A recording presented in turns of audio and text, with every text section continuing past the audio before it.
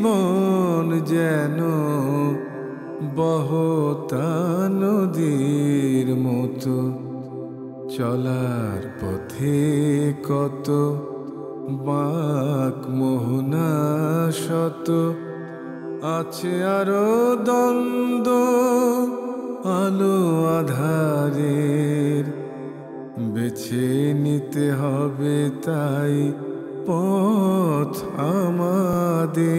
আসসালামু আলাইকুম প্রিয় দর্শক, আপনারা যারা দেশে আছেন প্রবাসে, সবাইকে জানাই অনেক অনেক প্রীতি ও শুভেচ্ছা।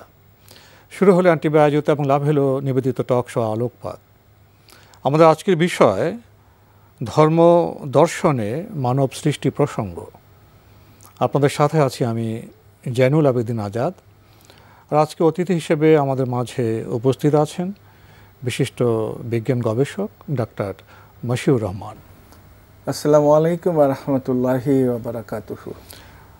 প্রিয় দর্শক, গত পর্বে আমরা বিজ্ঞানের আয়নায় বিবর্তনবাদ এই প্রসঙ্গে কিছু কথা বলার চেষ্টা করেছি। আপনারা হয়তো লক্ষ্য করেছেন খুবই অল্প সময়ে আমরা অনেক কিছুই বলতে পারি না। বিষয়টা যেন ছিল অনেকটা ইঙ্গিতে সঙ্গীত গাওয়ার মতো। আপনারা নিজেরও অন্বেষণ করতে পারেন, আমরা শুধু একটু পথের আলো দেখালাম। আজকে আমরা ধর্মদর্শনে এই মানব সৃষ্টি প্রসঙ্গে কি বলা হয়েছে সেখানে যাব। প্রসঙ্গত বিজ্ঞানে কিছু বিষয় চলে আসতে পারে। ডাক্তার মশিউর রহমান, আমরা তো জানি যে মানব সৃষ্টি সম্পর্কে বিজ্ঞানের কথা আছে। আমরা ডারউইনের কিছু কথা নিয়ে গত পর্বে আলোচনা করেছি। তো ধর্মদর্শনে এই বিষয়ে কি বলা হয়েছে? ধন্যবাদ আপনাকে। পৃথিবীতে প্রায় 4000-এরও বেশি প্র্যাকটিসিং রিলিজিয়ান আছে, ছোট বড় বলে। এর মধ্যে কিন্তু মানব ইতিহাস অর্থাৎ মানুষের আবির্ভাবের কথা কিন্তু আসমানি কিতাবের বাইরে আপনি খুব একটা গ্রন্থে দেখতে পারবেন না। এখন আমরা আসি যে প্রথম তাওরাতে কি কথা বলেছে। তাওরাতে যেমন প্রথম হিস্ট্রি কথা বলতে ছিল যে কিছুই ছিল না, এটা ছিল ডার্ক। এবং আল্লাহ একটা বলে নেই, তাওরাতে ইহুদিদের যে আল্লাহ আমরা আল্লাহ বলি, ওরা কিন্তু ইয়াহুই বলে, ইয়াহুই শব্দটা ব্যবহার করে, দ্যাট ইজ আল্লাহ। এবং এই অন্ধকার সরালেন, তিনি তৈরি করলেন মহাকাশ এবং পৃথিবী, এবং পৃথিবীর মাটি থেকে তিনি তৈরি করলেন হচ্ছে আদম, হ্যাঁ। এবং আদমের নাকের মধ্যে তিনি তার রূহ প্রবেশ করালেন এবং সৃষ্টি করলেন মানুষ। আমরা এবার যদি জাবুরে আসি, স্যামুয়েল 1 চ্যাপ্টার 2 ভার্স 8-এ যদি আমরা দেখি, তাহলে একই জিনিস আমরা এখানে পাবো যে আল্লাহ মানুষ সৃষ্টি করলেন, হ্যাঁ, পৃথিবী সৃষ্টি করার পর পৃথিবীর মাটি থেকে। আমরা যদি বাইবেলের দিকে তাকাই, বাইবেলে কিন্তু প্রায় 38 বার মানুষের হিস্ট্রি বলা আছে, সৃষ্টির ইতিহাস বিভিন্ন পর্যায়ে মানব সৃষ্টির ইতিহাস। আমরা যদি গসপেলের দিকে তাকাই, book of mark chapter 10 verse 6 to 8 যদি আমরা দেখি, এখানে নারী পুরুষ যে সৃষ্টি, প্রথমে পুরুষ এরপরে নারী সৃষ্টির যে ইতিহাস সেটা কিন্তু বলা হলো। এরপরে আমরা জেনেসিস চ্যাপ্টার 2 ভার্স 21-22-তে আমরা পাই তিনি মা হাওয়াকে সৃষ্টি করলেন, অ্যাডাম অ্যান্ড ইভ। এখন এখানে একটা জিনিস বললেন যে আদম যখন বেহেশতে বিচরণ করছেন, আল্লাহ বুঝতে পারলেন যে তিনি একা, এবং তিনি তার গভীর ঘুমে নিমজ্জিত করেন এবং তার পাঁজর থেকে সৃষ্টি করেন মা হাওয়া। আমরা যদি book of Genesis chapter 2 verse 15-এর দিকে বেহেশতে তার স্বাধীনভাবে বিচরণের তথ্যটুকু দেয়া আছে। আদম সৃষ্টির প্রথমে তার স্থান ছিল কিন্তু বেহেশত, book of Genesis chapter 4 verse 1, এবং মা হাওয়ার মাতৃত্বের কথা কিন্তু এখানে বলা আছে। এবং বুক অফ জেনেসিস চ্যাপ্টার 4 ভার্স 25, এখানে মা এবং তার সন্তানদেরও পরিচয় দেয়া হলো। আপনি দেখলেন যে এইখানে আমরা মোটামুটিভাবে আসমানি কিতাবগুলোর মধ্যে আমরা কিন্তু অরিজিন অফ ম্যান অথবা ডিসেন্ট অফ ম্যান এই তথ্যটুকু পাই। প্রিয় দর্শক, মানুষ হিসেবে মানব সৃষ্টির সূচনা বা ইতিহাস সম্পর্কে জানার একটা কৌতূহল আমাদের মধ্যে অবশ্যই আছে। তো মানব সৃষ্টির ইতিহাস বা মানুষ কিভাবে মায়ের পেটে আসে, এসব বিষয়ে তো চিকিৎসা বিজ্ঞানের কথা বলা হয়েছে। এখন আমরা একটি বিষয় জানতে চাইব, মানব সৃষ্টি যে প্রথম ক্ষণটি, সে বিষয়ে কি ইসলামে বা কোরআনে কিছু বলা আছে? কোরআন মজিদে খুব চমৎকারভাবে কিন্তু কথাগুলি আছে, কিন্তু বিভিন্ন সূরার বিভিন্ন জায়গায়। হ্যাঁ, তো আপনি খেয়াল করে দেখবেন, আমরা যদি কোনো কাজ করি তার একটা সঠিক পরিকল্পনা লাগে, এবং পরিকল্পনা এবং কি করব সেটাও আমি জানি। তো আল্লাহ সুবহানাহু ওয়া তাআলা এখানে যে পরিকল্পনা, সূরা আনফালের 30 নম্বর আয়াতে আল্লাহ আল্লাহু খায়রুল মাকিরিন, আল্লাহ উত্তম পরিকল্পনাকারী, তিনি পরিকল্পনা করলেন। সূরা সাদের 71 নম্বর আয়াত এবং সূরা বাকারা আল্লাহ বলছেন যে প্রথমে আমি তার ফেরেশতাদের জানালেন যে আমি মানুষ তৈরি করব মাটি থেকে। সূরা ইনফিতারে আমরা 6 থেকে 8 নম্বর আয়াতের দিকে যদি তাকাই, সেখানে থেকে আল্লাহ সুবহানাহু ওয়া তাআলা বলছেন, ইয়া আইয়ুহাল ইনসানু মা গাররাকা বিরাব্বিকাল কারীম আল্লাযী খালাকাকা ফাসাওয়া ফাদালাক ফি আইয়ি সূরাতি মা শাআ রাকাবাক। এখানে মানুষ তোমাদের আল্লাহ সম্পর্কে কি বিভ্রান্ত করলো, যিনি তোমাদের সৃষ্টি করলেন, অর্থাৎ আকৃতি দিলেন, অবয়ব দিলেন, সুন্দর করে দিলেন এবং অনুপাত নির্ধারণ করে দিলেন। এই যে পরিকল্পনার মধ্যে আমরা পৃথিবীতে যত কিছু দেখি না কেন, এই কয়েকটা জিনিস কিন্তু আমরা পাই না। যে একটা হলো আল্লাহ বলছে খালাকা ফাসাওয়া ফাদালাক সূরাতিম রাক্কাবাক, এই প্রপোর্শন, ফ্যাশন, সমস্ত কিছু শব্দটা ব্যবহার করা হলো। আল্লাহ তো বলতে পারতেন যে আমি মানুষ সৃষ্টি করেছি, কিন্তু শেষ করলেন না, কারণ এর মধ্যে তার একটা স্ট্রাকচার লাগবে, তার একটা ফাংশন লাগবে। আর নির্দিষ্ট, যেমন আমরা ধরে নিই আমার শরীরে যে সোডিয়াম, পটাশিয়াম, বাইকার্বনেট, হ্যাঁ, কার্বন ডাইঅক্সাইড, অক্সিজেন, এই কিন্তু একটা নির্দিষ্ট রেশিওতে আছে। যদি একটু ওলট পালট হয় আইসিইউতে যেতে হবে কিন্তু। তো এই কারণে যে এই অনুপাতগুলি বলার উদ্দেশ্য যে এই অনুপাতটা এত ইম্পর্টেন্ট, এই অনুপাত কারো পক্ষেই সৃষ্টি করা সম্ভব না। তার বিস্ময়কর জিনিস, তুমি কি করো, এই অনুপাত কোনোদিনই তুমি নির্ধারণ করতে পারবে না। আমরা সূরা কামারের 49 নম্বর আয়াতে একইতে আল্লাহ বলছে আমি নির্ধারণ করে দিয়েছি অনুপাত। এই অনুপাতের কথা সূরা তাহার 50 নম্বর আয়াতে আল্লাহ বলছে আমি প্রত্যেকটা বস্তুর যোগ্য আকৃতি দান করেছি। দেখেন, আকৃতি দান করলাম না, যোগ্য, সঠিক, অ্যাকুরেট আকৃতির কথা বলা হলো, যে এই অ্যাকুরেসি মানুষের পক্ষে সম্ভব না। কোনো মানুষ যেমন কোনো কিছু তৈরি, ফিঙ্গারপ্রিন্ট, দুটো জিনিস বলেন, চোখ কারোর সাথে মিলবে না, ফিঙ্গারপ্রিন্ট মিলবে না। আপনি দেখেন এই আকৃতিও কোনো দিন মিলবে না। এই যে বৈচিত্র্য, এটা কখনোই মানুষ সৃষ্টি করতে পারবে না, আপনি এটা সৃষ্টি হবে না। এখন আপনি আল্লাহ সুবহানাহু ওয়া তাআলা বলছে সূরা বাকারার 117 নম্বর আয়াতে আল্লাহ বলছে যে বাদিউস সামাওয়াতি ওয়াল আরদ, আল্লাহ এই মহাকাশ পৃথিবীর সৃষ্টি করলেন শূন্য থেকে। মানে কোনো কিছু সৃষ্টির জন্য তার কোনো কিছু প্রয়োজন নাই, কোনো কিছু প্রয়োজন না, শুধু যদি বলা হয় হও, সাথে সাথে কুন ফায়াকুন, কুন ফায়াকুন।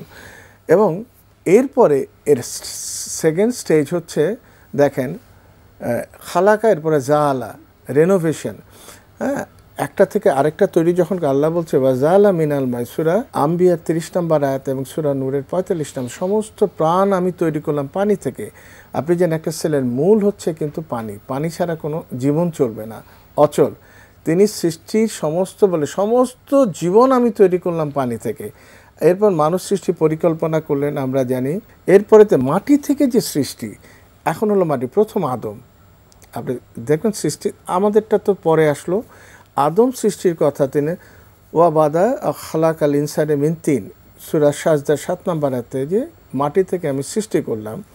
এরপরে বলল যে আমি স্পাম, বীর্য থেকে মানুষ সৃষ্টি, এটা সূরা ইনসানের 2 নম্বর আয়াতে ইন্না খালাকনাল ইনসানা মিন নুতফাতিন আমশাজিন, মিক্সচার, স্পাম এবং ওভামের মিক্সচারে যে তিনি মানুষ তৈরি করলেন সেটা বললেন।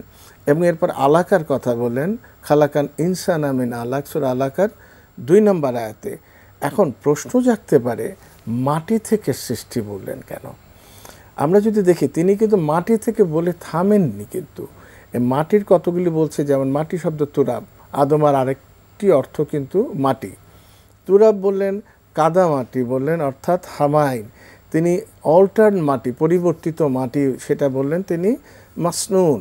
তিনি এঁটেল মাটি, লাজিব শব্দটা ব্যবহার করলেন, পোড়া মাটি, কাল ফাক্কার। এইভাবে এতগুলি কেন? আপনি দেখেন পৃথিবীর এক এক অঞ্চলের মাটি কিন্তু এক এক ক্যারেক্টারিস্টিক্স ক্যারি করে, এবং পৃথিবীর বৈচিত্র্য জিওগ্রাফিক্যালি আপনি দেখবেন কিন্তু ক্যারেক্টারিস্টিক্স তো এক এক অঞ্চল সাদা, ব্রাউন, ব্ল্যাক। হ্যাঁ, আপনি যদি সায়েন্টিফিক বর্ণ বৈচিত্র্য আছে, বর্ণ বৈচিত্র্যের কথা কিন্তু এখানে বলা হলো। সূরা মুমিনুনের 12 নম্বর আয়াতে সুলালাতি মিন তিন, এবং সুলালাতি মানে নির্যাস, মানে সমস্ত মাটির সমস্ত কম্পোনেন্ট না, ভাইটাল কম্পোনেন্ট সৃষ্টি। এরপরে আমরা যদি দেখি যে লাজিব শব্দটা ব্যবহার করা হলো সূরা সাফফাতের 11 নম্বর আয়াতে, এবং এরপরে যদি আমরা দেখি মানুষ সৃষ্টি সূরা সাজদার 7 নম্বর আয়াতে, আগেই বললাম যে সুন্দরভাবে সৃষ্টি এবং কাদামাটি থেকে সৃষ্টি, দুটা জিনিস আপনি মানুষ সৃষ্টি পাচ্ছেন এবং তার ডিজাইনটা আপনি পাচ্ছেন। সূরা সাজদার 9 নম্বরে একই আয়াত পাচ্ছেন। সূরা আরাফের 11 নম্বর আয়াতে আল্লাহ মানুষের আকার অবয়ব সৃষ্টির কথা বলছেন, এবং এরপরে সূরা আলে ইমরান 6 নম্বর আয়াত একটা মিস্টিরিয়াস আয়াত যে ইউটারাসের মধ্যে যে তিনি ডেভেলপ করান, এটা তখনকার 1400 বছর আগের কোনো মানুষের পক্ষে জানা সম্ভব ছিল না, যে যেটা এমব্রায়োলজি, এটা গত শতাব্দীর পার্ট। এবং এমব্রায়োলজিকে আপনি সূরা জুমারে আপনি একই জিনিস পাবেন, দেখবেন যে এর মধ্যে যে ডেভেলপমেন্ট হচ্ছে সেটা আপনি পাবেন সূরা মুমিনুনের 12 থেকে 14 নম্বর আয়াতে স্টেজ ওয়াইজ আপনি ডেভেলপমেন্টগুলি পাবেন। এবং আমরা যেটা দেখলাম, এবং তার প্রপোর্শনের যে তৈরি সূরা সাদের 72 নম্বর আয়াতে ফাইজা সাওয়াইতুহু, এর অর্থ হচ্ছে অনুপাত তিনি নির্দিষ্ট করে দিলেন। তাহলে এই যে কটা কথা বললেন, এই কথাগুলির মধ্যে আপনি দেখলেন সৃষ্টির যে কৌশল, সৃষ্টির যে ডিজাইন, সৃষ্টির যে পরিকল্পনা সমস্ত।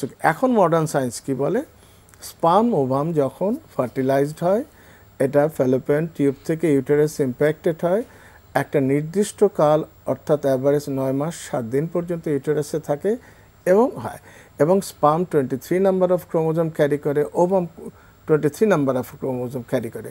বিস্ময়করভাবে আপনি দেখেন এমব্রায়োলজি যেখানে দেয়া আছে সূরা হাশরের আপনি 24 নম্বর আয়াতে দেখবেন একটা কথা, এবং সূরা মুমিনুন 23 নম্বর সূরা, আমি কিন্তু সেই এমব্রায়োলজি যেখানে পাচ্ছি সেখানে কিন্তু পাচ্ছি কিন্তু সেই এক নাম্বার অফ 23, এবং ক্যারি করছে স্পার্ম এবং ওভাম, সূরার নাম্বার হচ্ছে 23। তো আমরা যদি এগুলি দেখি তখন আমাদের একটু বিস্মিত হতে হয়, চিন্তা করতে হয় এবং ভাবতে হয় যে কিভাবে এই জিনিসটা হলো। এবং আমরা যদি এখন যেটা বললাম যে মাটির কথা, সালসালিম মিন হামাইন মাসনুন, তিনি বলছেন যে আমি ঠনঠনে মাটি থেকে তৈরি করলাম, ক্যারেক্টারিস্টিক্স দিলেন তিনি। একইভাবে এই আয়াতগুলো সূরা হিজরের 28 নম্বর আয়াত, সূরা হিজরের 33 নম্বর আয়াত, সূরা সাফফাতের 11 নম্বর আয়াত, এইভাবে বিভিন্নভাবে তিনি বললেন। এখন আমরা যদি সূরা নূহের 14 নম্বর আয়াত এবং সূরা মুমিনুনের 12 থেকে 14 নম্বর আয়াত, এই দুটো আয়াত যদি আমরা দেখি তাহলে আল্লাহ বলছে ওয়া খালাকাল ইনসানা মিন সুলালাতিন মিন তিন সুম্মা খালাকনা নুতফাতান ফি কারারিম মাকিন সুম্মা খালাকনা নুতফাতা আলাকাতান ওয়া খালাকাল আলাকাতা মুদগাতান। অর্থাৎ ইনি আলাকা প্রথম হলো মাটি থেকে তৈরি করলেন, এটা জাইগোট ফর্ম করলেন, এটা ইউটেরাসে ইম্প্যাক্ট হলো, এটা স্টেজ চেঞ্জ হলো, হাড় তৈরি হলো, মাংস আবৃত্তি হলো এবং পূর্ণাঙ্গ অথবা অপূর্ণাঙ্গ আকৃতি ধারণ করলো এবং পূর্ণাঙ্গ মানুষ হিসাবে ডেলিভারি হলো। এই হিস্ট্রিটা সাইন যেটা দিচ্ছে রিসেন্ট এমব্রায়োলজি এবং কোরআন মজিদে যে এমব্রায়োলজিটুকু আছে এর সাথে বিন্দু মাত্র কোনো চিহ্ন, একই জিনিস আপনি পাচ্ছেন। তাহলে আপনার মানব সৃষ্টির প্রসঙ্গে আপনি ইসলামের আলোকে কিছু কথা বললেন, এবং ইসলাম আমাদের একটা তথ্য দিচ্ছে, কোরআন আমাদের একটা তথ্য দিচ্ছে যে মানুষ সৃষ্টি হয়েছে মাটি থেকে। কীরকম মাটি?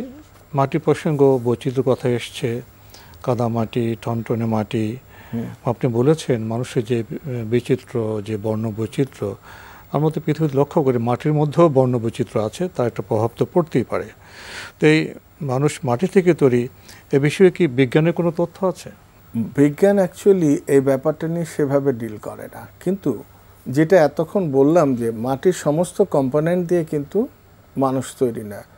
হ্যাঁ, খালাকাল ইনসানা মিন সুলালাতিন মিন তিন, সবচেয়ে ভ্যালুয়েবল ইম্পর্টেন্ট আমরা নির্যাস যেটা বলি সেটা থেকে তৈরি। আপনি দেখেন আমার শরীরে আয়রন আছে, আমার শরীরে ফসফেট আছে, আমার শরীরে ক্যালসিয়াম আছে, আমার শরীরে সোডিয়াম আছে, পটাশিয়াম আছে, এই সবকটা কম্পোনেন্টই কিন্তু আপনি মাটিতে পাবেন। কিন্তু আপনার ডাক্তার পরিবেশ কি বলা হয়, ইলেকট্রোলাইট ব্যালেন্স বলা হয়, এটা ইমব্যালেন্স হয়ে গেলে তো আমরা আইসিইউতে যেতে এই হবে। কেমিক্যাল আমরা বলে এই সবকটা কেমিক্যাল, আপনি যেমন যত কটা কেমিক্যাল এলিমেন্ট আছে, হ্যাঁ, সবকটা আপনি ইম্পর্টেন্ট জিনিসগুলি আপনি আমাদের শরীরে পাবেন, যেটা দিয়ে আল্লাহ সুবহানাহু ওয়া তাআলা মানুষ তৈরি করলেন। এটা হচ্ছে এখন ডিসেন্ট অফ ম্যান। আপনি যদি চিন্তা, আমরা যেটা ডারউইন নিয়ে কথা বললাম যে মানুষ এইভাবে আসে, আর্লিয়েস্ট ফসিল কবে মানুষের পাওয়া গেল এটা নিয়ে কিন্তু বহু তর্ক আছে। কেউ বলে 10 লক্ষ বছর আগে, কেউ বলে 50 লক্ষ বছর আগে, কিন্তু কোনোটাই সঠিক না। হ্যাঁ, তো কোনোটাই সঠিক না। এবং মানুষের এই মানুষ হওয়ার হিস্ট্রিটা বিজ্ঞান কিন্তু এক্সপ্লোর করতে পারেনি। একটা জিনিস আছে যে আর্লিয়েস্ট ফসিল যেটা পাওয়া গেল, আর্লিয়েস্ট ফসিলের মধ্যে কিন্তু আমি এখন যে মানুষই মানুষই।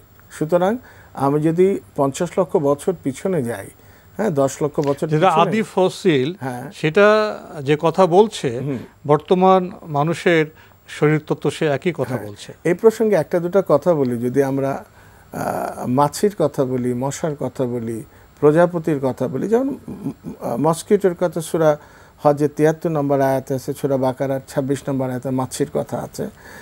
এই মাছির সময়কাল আপনি 30 মিলিয়ন বছর আগে ফ্রান্সে প্রথম ফসিলটা পায়।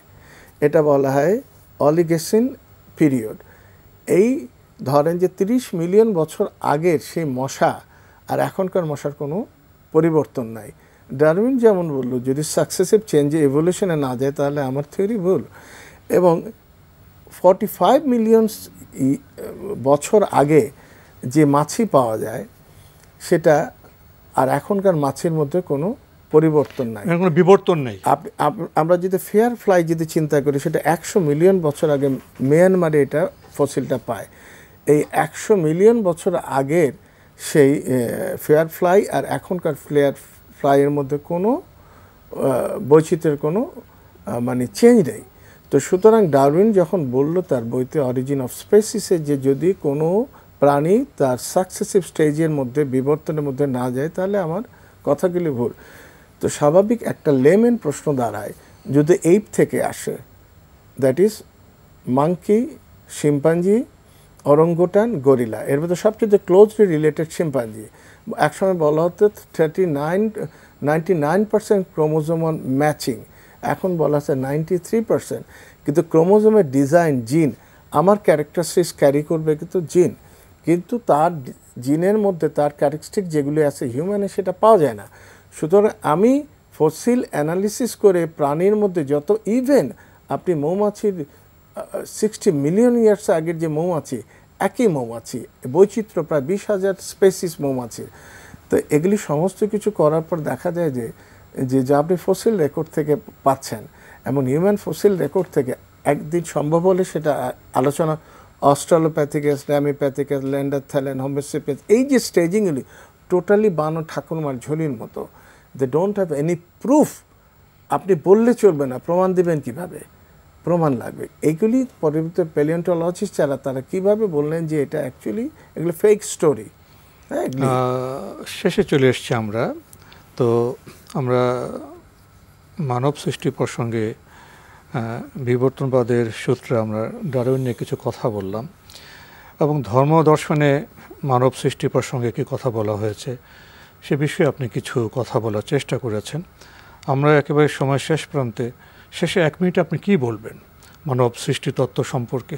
মানব সৃষ্টির যেটা আমি আগের পর্বে বলেছিলাম, সূরা তুরের 35 নম্বর আয়াত এবং সূরা লুকমানের 11 নম্বর আয়াত, আল্লাহ বলছেন যে তারা কি সৃষ্টি করলো না তারা নিজেরাই স্রষ্টা। নিজেরা স্রষ্টার মতো আপনি যখন নেচার বলবেন যে এগুলি ন্যাচারালি প্রাকৃতিকভাবে, তাহলে প্রকৃতির স্রষ্টা হলো, কিন্তু নিজের অজান্তে আপনি কিন্তু নেচারকে ক্রিয়েটর আপনি সাব্যস্ত করলেন অন্য ভাষায়। এর অর্থই দাঁড়ায় তাই, যদি বাই চান্স স্পন্টেনিয়াস মানে নেচার হচ্ছে গড, তাহলে আল্লাহ বলছে তারা কি নিজেরা সৃষ্টি করলো, নিজেরাই স্রষ্টা। হ্যাঁ, কিন্তু তারা বিভ্রান্তিতে আছে। আল্লাহ বলছেন এই সমস্ত কিছু আমি সৃষ্টি করলাম। সূরা লুকমানের 11 নম্বর আয়াতে হাজা খালকুল নাইফা আরনি মাজা খালাকাল লাজিমিন দুনি বালিজ জালিমুনা ফি দালালিম মুবিন। অবশ্য তারা বিভ্রান্তিতে, একটা ক্লিয়ার একটা বিভ্রান্তির মধ্যে আছে। তো সময়ের কারণে আমরা আজকে আর অগ্রসর হতে পারছি না, এখানে শেষ করতে হচ্ছে। ডক্টর মশিউর রহমান, আপনি কষ্ট করে আমাদের স্টুডিওতে এসেছেন, সময় দিয়েছেন, সেজন্য আপনাকে অনেক ধন্যবাদ। ধন্যবাদ আপনাকে। প্রিয় দর্শক, আমাদের অনুষ্ঠান আপনারা এনটিভি অনলাইনেও দেখতে পারবেন। ভিজিট করুন www.ntv.bd.com। এছাড়া ইউটিউবে এবং আমাদের ভেরিফাইড ফেসবুক পেজে অনুষ্ঠান দেখতে পারবেন। প্রিয় দর্শক, আমরা মানুষ হিসেবে মানব সৃষ্টির ইতিহাস জানার চেষ্টা করব, তত্ত্ব জানার চেষ্টা করব। এই বিবর্তনবাদ নিয়ে আমরা প্রথম যে পর্ব করেছিলাম তার শিরোনাম ছিল বিজ্ঞানের আয়নায় বিবর্তনবাদ। আর আজকের পর্বে আমরা ধর্ম দর্শনে মানব সৃষ্টি প্রসঙ্গ নিয়ে কিছু কথা বলার চেষ্টা করেছি।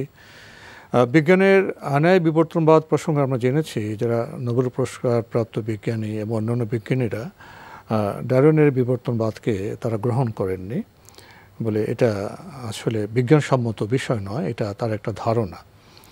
কারণ ডারউইন ইন্টারমিডিয়েট যে ফসিল লিঙ্ক যেটা দরকার বিবর্তনবাদকে প্রমাণ করার জন্য, সেই লিঙ্ক তিনি দিতে পারেননি এবং তিনি আশা করেছিলেন ভবিষ্যতে বিজ্ঞানীরা দিতে পারবেন। 150 বছর তো হয়ে গেল, সেই ইন্টারমিডিয়েট লিঙ্ক তারা দিতে পারেননি। এবং ডারউইনের বিবর্তনবাদে ক্রোমোজোমের কোনো ব্যাখ্যা নেই, কারণ সেই সময় তার ক্রোমোজোম সম্পর্কে কোনো ধারণা ছিল না।